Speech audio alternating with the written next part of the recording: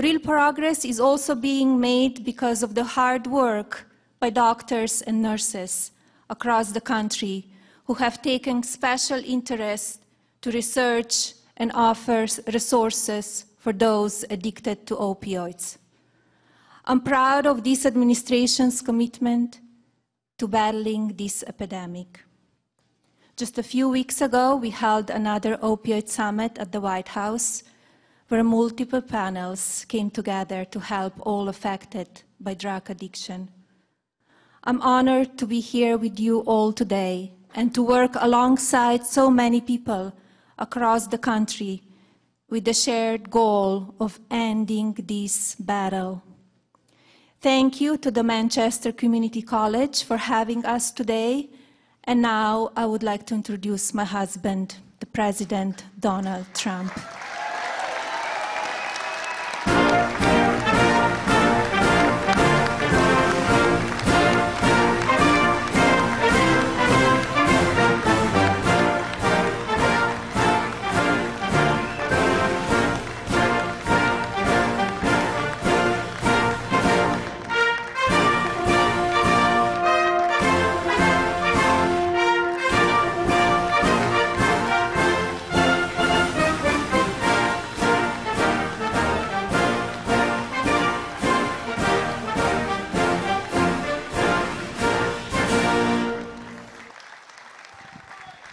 Thank you to our First Lady, Melania, who has been so incredible.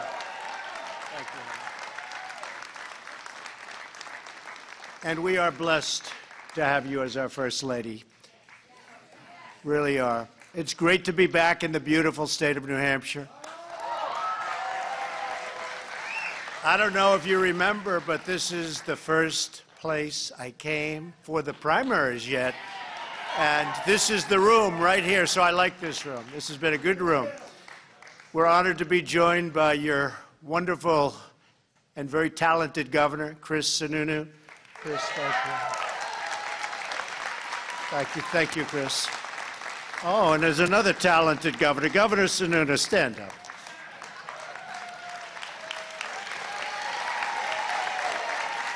I have to tell you, there was nobody tougher on Trump at the beginning. It's true. There was nobody on television tougher.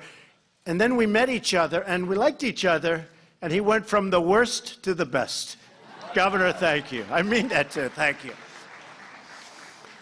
I want to thank also Attorney General Sessions and Secretary, thank you, Jeff, Secretary Azar, Secretary Nielsen, and Surgeon General Adams for joining us at this very important event. The First Lady and I just visited the Manchester Fire Department Safe Station, talking about it all over the country. The Fire Chief, Dan Goonan, and all of the first responders with us today, thank you. You've been incredible, and you're saving American lives. We're also joined by a number of law enforcement officers who we love. Our police, DEA, ICE, Border Patrol agents, and customs officers work night and day to keep drugs out of our communities and criminals off of our streets.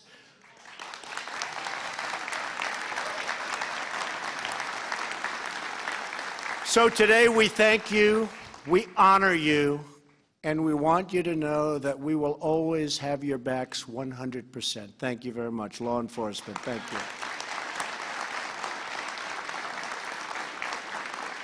I especially want to acknowledge all of the families with us today who have endured terrible hardships because of the opioid crisis, and especially those who have lost precious loved ones.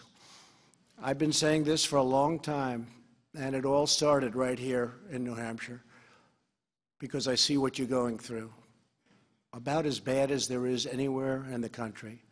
And I said I'd be back, and we are back, and we're pouring a lot of money and a lot of talent into this horrible problem. And we pledge to honor the memory of those you lost with action and determination and resolve. We'll get it. We will not rest until the end. And I will tell you, this scourge of drug addiction in America will stop. It will stop.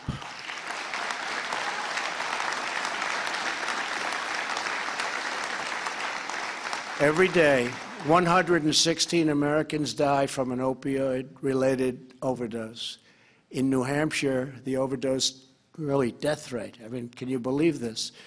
The death rate is double the national average. It's got difficulties like people wouldn't believe.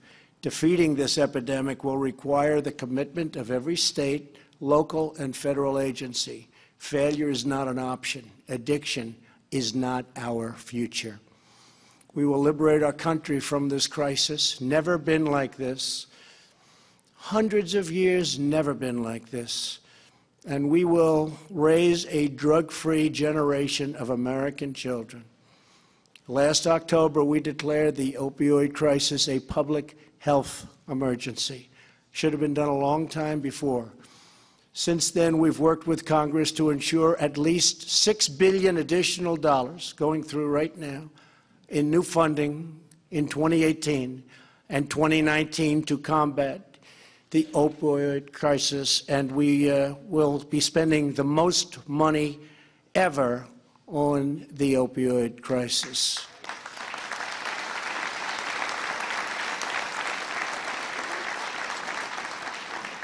On our most recent National Prescription Drug Take-Back Day, people across the country turned in more than 900,000 pounds of unused or expired prescription drugs, more than the weight of 3 Boeing 757s.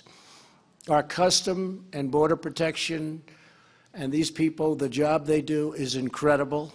Seized nearly 1,500 pounds of fentanyl last year, nearly 3 times the amount seized in 2016. And I told China, don't send it. And I told Mexico, don't send it. Don't send it.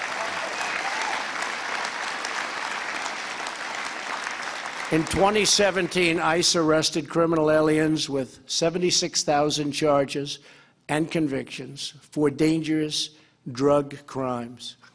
Last year, the Department of Justice prosecuted more than 3,000 defendants in cases involving opioid, all of the trafficking and the related crimes, 3,000 cases, including a pharmacist, a physician's assistant, and an opioid trafficker, each charged with committing serious drug crimes in New Hampshire. Whether you are a dealer or doctor or trafficker or a manufacturer, if you break the law and illegally peddle these deadly poisons, we will find you, we will arrest you, and we will hold you accountable.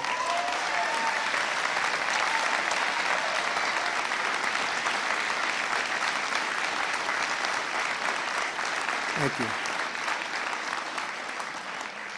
Here in New Hampshire, I applaud all of the drug enforcement agents and law enforcement officers who recently coordinated Operation Granite Shield, an 18-hour enforcement action targeting drug traffickers that resulted in the arrest of 151 people. These are terrible people, and we have to get tough on those people, because we can have all the blue ribbon committees we want, but if we don't get tough on the drug dealers, we're wasting our time. Just remember that. We're wasting our time. And that toughness includes the death penalty.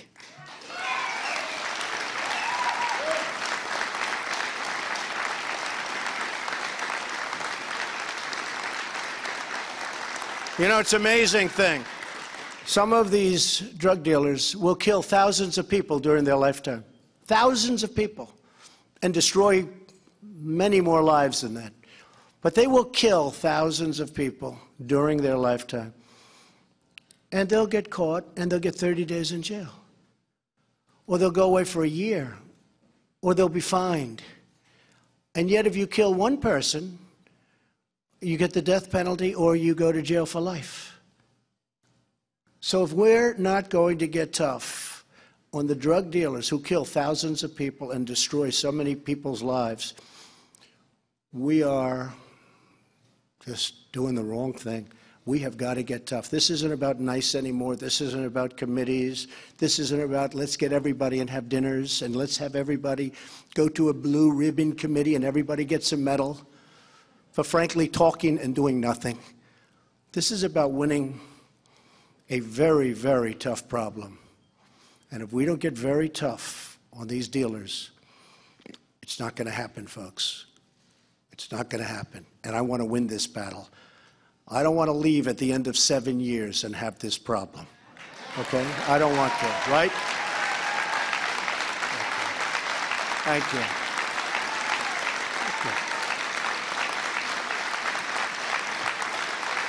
Not going to happen. Thank you all. A lot of voters in this room, I see that. Thank you. No, we're going to solve this problem. We're going to solve it with brains. We're going to solve it with resolve. We're going to solve it with toughness. Because toughness is the thing that they most fear. That's what they most fear. So to the brave agents and officers, thank you for protecting us all. Last year, my commission on combating the incredible crisis of opioids issued 56 recommendations. My administration agreed with all of the commission's goals, and we've worked aggressively to put them into action. Today, I'm here to announce additional steps that we're taking as part of our nationwide initiative to address the opioid crisis and, by the way, the drug crisis, the general drug crisis. First, we're taking action to reduce drug demand by preventing Americans from becoming addicted in the first place. So important. That includes increasing federal funding for the development of non-addictive painkillers. And we have to come up with a solution where we come up with a painkiller that's not so addictive. And we can do it. We're not that far off. We can do it. These things are incredibly addictive. So we're going to find that answer also. Here with us today are Jim and Jean Moser. They lost their beautiful son, Adam, to a fentanyl overdose. His addiction began with prescription pills he found in their kitchen cabinet. They have since begun the Zero Left initiative to help families get rid of excess painkillers. Jim and Jean, we're sorry for your loss. A great boy. He's a great boy. And we applaud your strength and your leadership. And where are you? Where are you?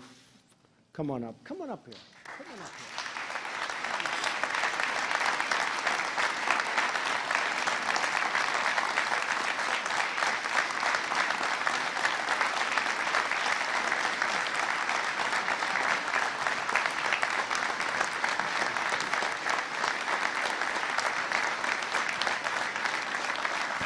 Tell us about your boy.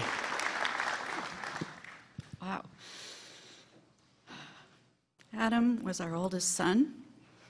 He was a great kid. He was a smart kid. Grew up out in rural East Kingston, New Hampshire.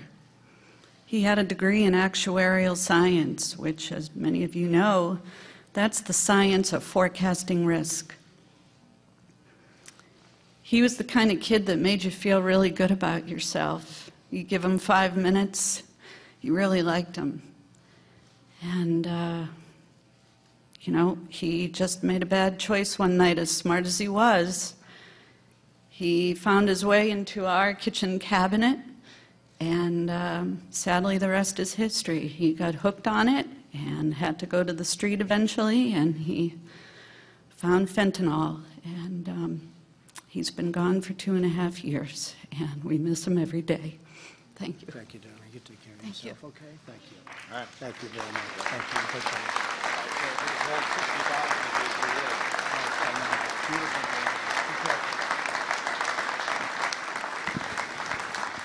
you. And so many cases like that. We're also taking action to prevent addiction by addressing the problem of over-prescribing.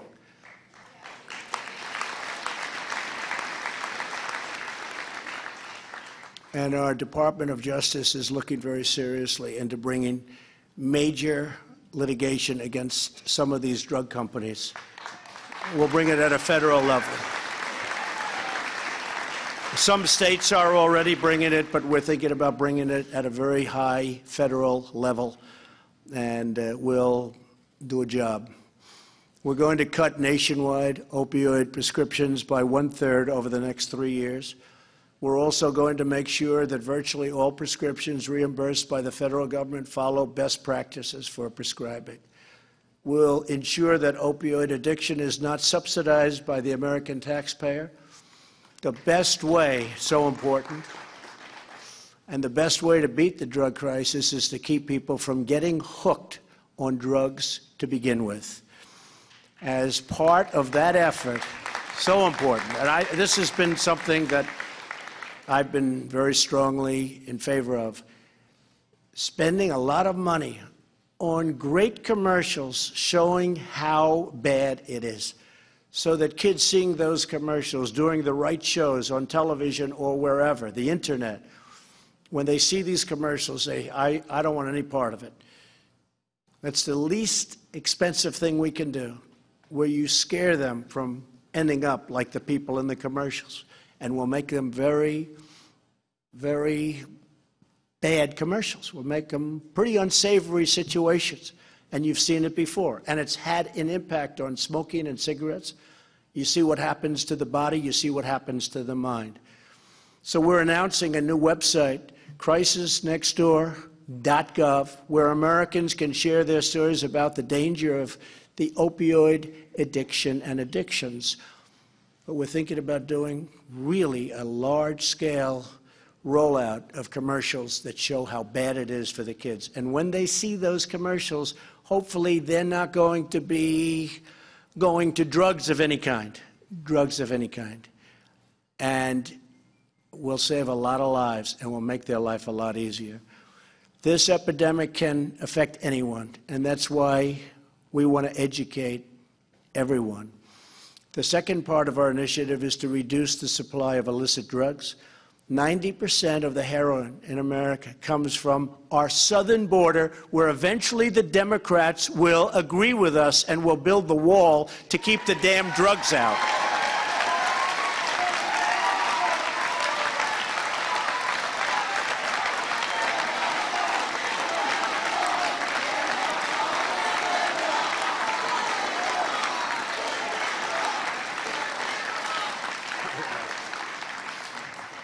Pretty amazing. They don't want to go with DACA because they don't care about DACA, but they're trying to tie the wall to DACA and DACA to the wall, and they want to keep DACA for the campaign instead of getting it approved, which we could do very easily. The Republicans are totally in favor of doing something substantial for DACA, but the Democrats like it as a campaign issue, so they don't get it approved. And they want to tie it to the wall, which is okay with me. Both should get approved. They don't want it to be approved. Remember what I said. They don't want it to be approved. They want to make it part of the campaign. Well, we'll make it part of the campaign also, and we'll win, because we're going to win on those issues. My administration is also confronting things called sanctuary cities that shield dangerous criminals. And every day, sanctuary cities release illegal immigrants and drug dealers, traffickers, and gang members back into our communities. They're protected by these cities. And you say, what are they doing? They're safe havens for just some terrible people. And they're making it very dangerous for our law enforcement officers. You see it all the time. As the people of New Hampshire have learned firsthand, ending sanctuary cities is crucial to stopping the drug addiction crisis. And your governor, who is great, the numbers are going down in New Hampshire. I don't know if you've seen it, but the numbers are going down. Chris, we would just stand up, Chris.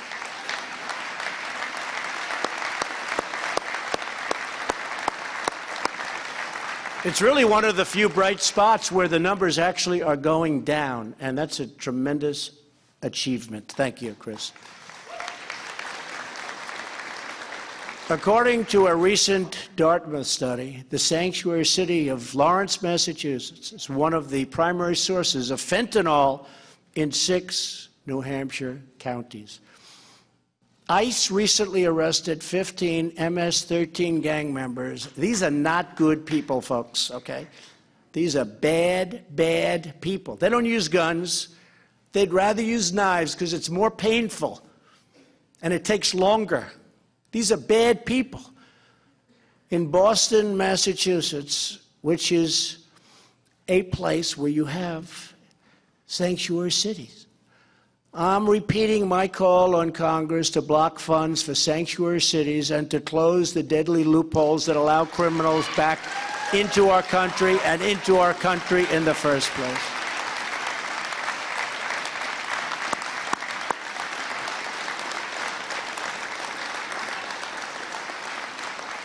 You know, some things are very understandable. We have lots of issues where we're on both sides of an issue, and you can understand the other side even though you don't agree. Sanctuary cities are hard to understand for people because they don't get it. They don't get it. You see what's going on in California, how terrible it is, how dangerous it is, and they're all trying to protect sanctuary cities. And whether it's Kate Steinle or so many others, they'd be around today if these people weren't allowed back into our country through, in this case, the southern border, at least 5 times. And look at the damage. And then look at this verdict. Look at the verdict. Can you believe the verdict? So we have to get a lot smarter. We have to get a lot tougher. And speaking of tough, because here with us today is ICE agent Derek Dunn. Derek worked with state police to uncover a major drug smuggling operation in Lawrence, Massachusetts. Where's Derek? Derek! Where's Derek? Come here, Derek. I love tough guys. We need tough guys. Come here, Derek.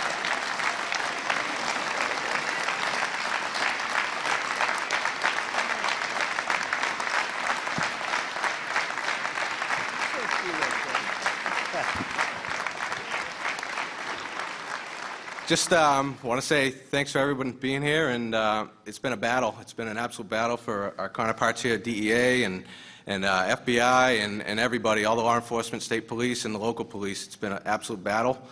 We all work together, and we're going to get this solved. Thank you.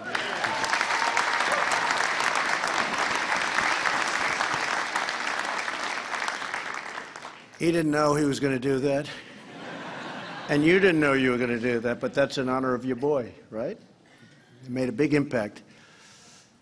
I also want to mention ICE agent Ron Moran and Manchester police detective Patrick McGuire.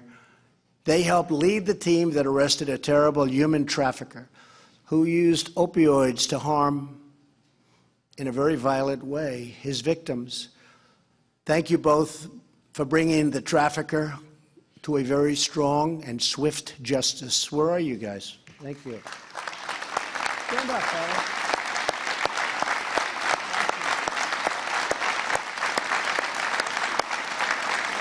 Thank you.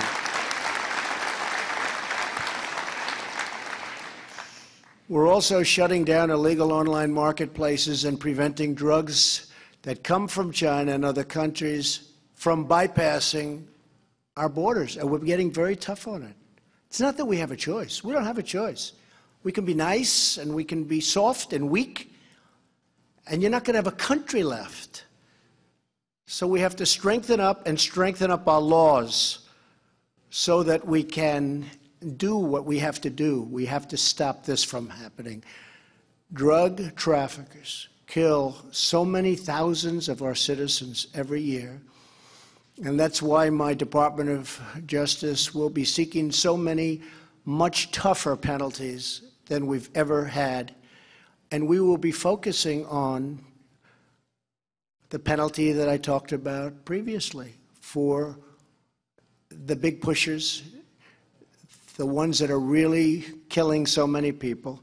And that penalty is going to be the death penalty. If you look at other countries, I've gotten to know the leaders of many countries. And I won't mention names, but you know the countries I'm talking about. I go around, how's your drug problem? We don't have much of a drug problem. What do you mean you don't have a drug problem? Well, we don't have. I say, how come? We have zero tolerance for drug dealers. I say, what does that mean? That means we have the death penalty for drug dealers. We don't have a drug problem. Take a look at some of these countries where they don't play games. They don't have a drug problem. We have court cases that last 10 years, and then they get out at the end. We got to be tough. We have to be smart. We have to change the laws, and we're working on that right now. The Department of Justice is working very, very hard on that. But the ultimate penalty has to be the death penalty. Now, maybe our country's not ready for that. It's possible. It's possible that our country's not ready for that. And I can understand it, maybe. Although, personally, I can't understand that. But there are people that are good people, that are strong, smart people, and they would differ with most of us.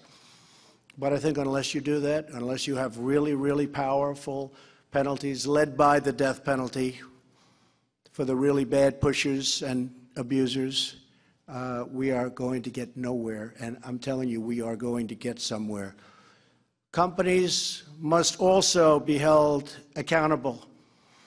The Department of Justice recently created a task force to coordinate investigations and lawsuits against manufacturers and other bad actors that harm our citizens. And I can tell you that Jeff Sessions, who's here with us now, feels so strongly about this. And they're working very hard and very effectively on that. And so we appreciate that very much. Thank you. Thank you, Jeff. Thank you.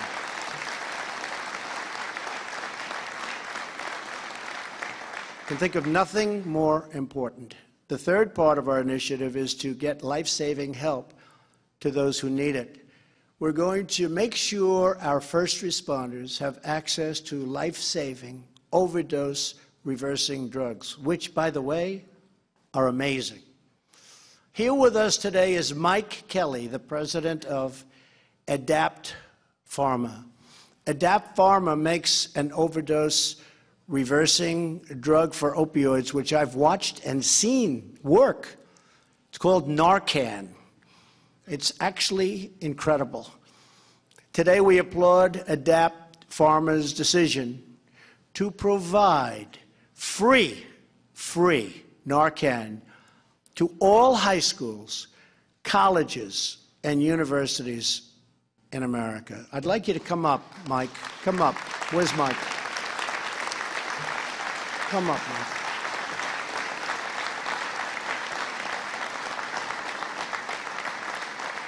That's really an amazing and generous offer. Thank you.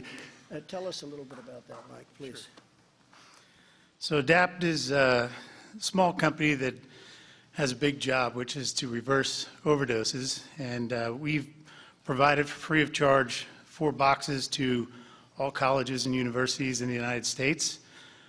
2 boxes free for every high school in the United States, as well as educational awareness for the nursing departments as well as the faculty to train and teach everybody about the dangers of opioids and the risks, and also the benefits of having Narcan nasal spray near where opioids are. Thank you very much. Thank you. Thank you, Mike. Thank you, Mike. It's amazing, generous. And I've watched the police and the fire. They come around and they become so good at it, but I've seen people that are just about dead wake up. Now, the problem is they then go back in many cases to the drugs, and they do it again and again and again. But we have to work on that. We have to work on that very, very strongly. I also want to recommend and commend a Richmond-based company, Kaleo, for donating more than 300,000 doses of their overdose-reversing drug to first responders, which has already saved more than 5,000 lives in a very short period of time. My administration has made clear that medical providers can share crucial information with family members about an overdose so that their loved ones can help them get into treatment. We need treatment. We're making medically assisted treatment more available and affordable, and we continue to increase competition and drive down drug prices.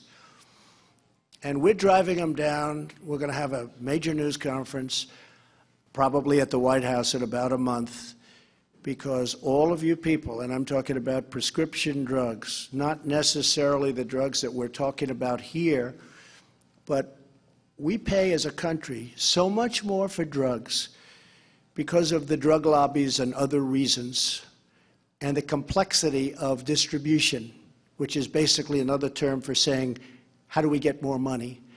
And if you compare our drug prices to other countries in the world, in some cases, it's many times higher for the exact same pill or whatever it is, in the exact same package, made in the exact same plant. And we're going to change that, and I would like to ask Secretary Azar just to come up and mention opioid, but also talk about how we're getting your drug prices down, and we've already saved billions of dollars for our country, and it's reflected in much lower drug prices. Watch what's going to happen over a short period of time.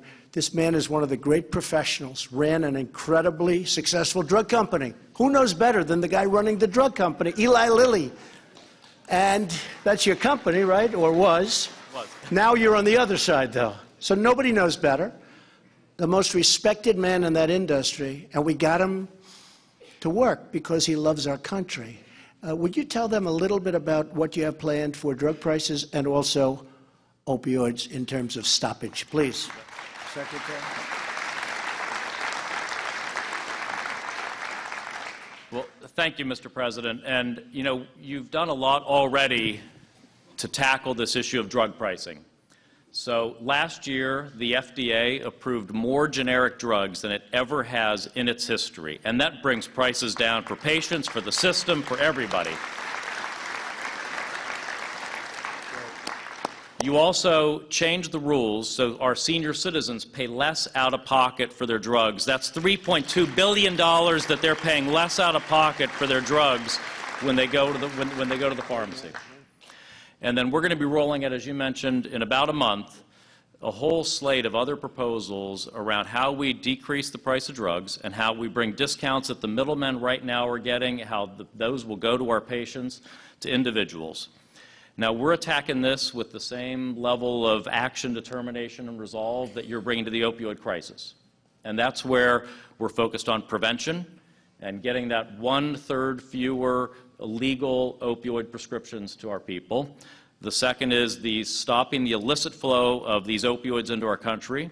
And the third is compassionate treatment for people, evidence-based, science-based, compassionate treatment that can help people recover and stay away from relapse. So thank you, Mr. President, for your leadership. Thank you, Alex. You'll be seeing drug prices falling very substantially in the not-too-distant future, and it's going to be beautiful. And I want to thank also Scott Gottlieb. Scott is working on different things, but one of them is called Right to Try. Do you know what Right to Try is? These are for people that are terminally ill. And there are very, very good-looking combinations of things, or pills, medicines, potential cures, and they're terminal, and they're not going to be living much longer. And we don't have the right to give them these experimental drugs or these early-stage drugs that really show promise for whatever reason. But they say because they don't want to harm somebody, if you can believe it. They don't want to harm. So the people will oftentimes go to foreign lands, foreign countries. They'll do anything. They want hope. They want hope. Right to try. So we're working with Congressman Greg Walden and numerous other senators and congressmen, and I think we're going to have good luck. The Democrats have been pushing back on it, but I think many of them are also coming along. It's called Right to Try. A patient is terminal. There's good progress made with a certain drug. We're going to make it possible for that patient to get that drug. And maybe it's going to work. It's hope. It's incredible. They've been talking about this for years and years and years. We're going to get it approved. So important.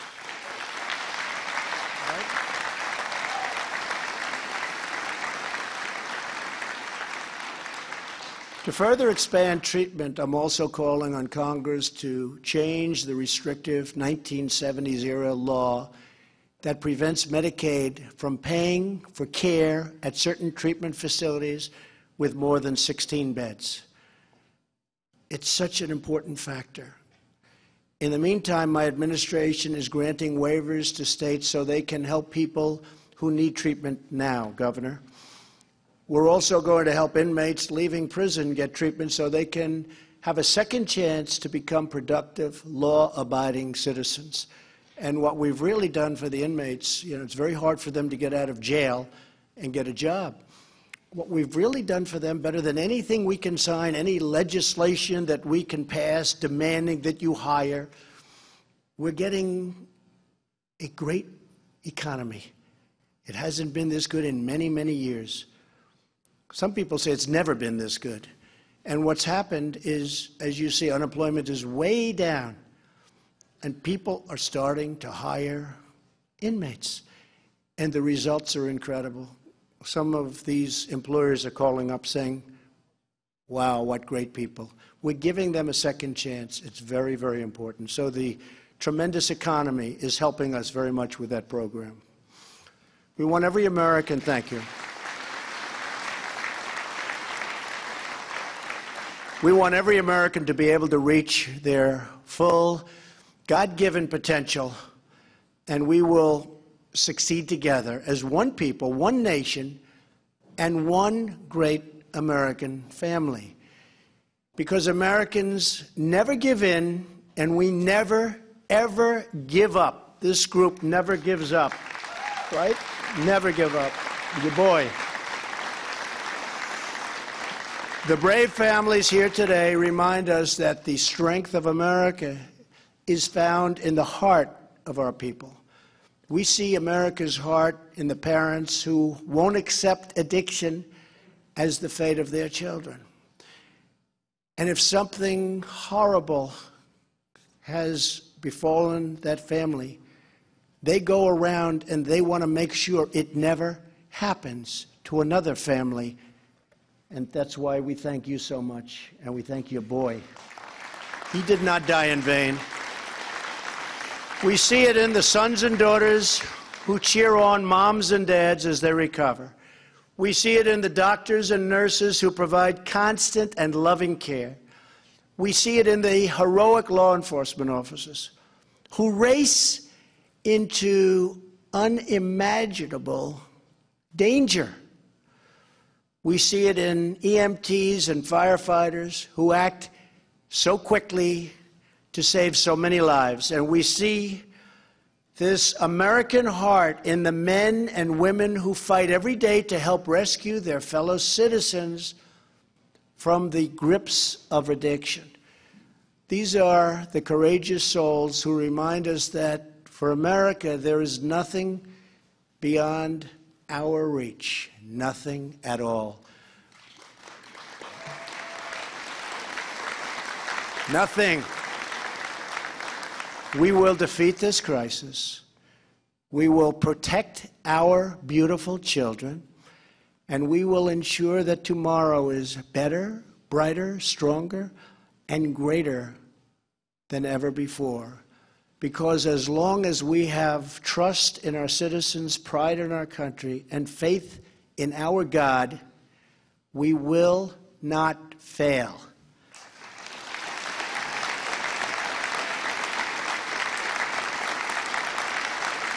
Thank you. Thank you. Thank you. Thank you. Thank you. Thank you very much. Thank you very much. Together we will end the scourge of drug addiction in America once and for all. We will win. We will beat it. We'll be tough. We'll be smart. We'll be kind. We'll be loving. We'll do whatever we have to do. But we're going to win. Thank you. God bless you, and God bless America. Thank you very much. Thank you.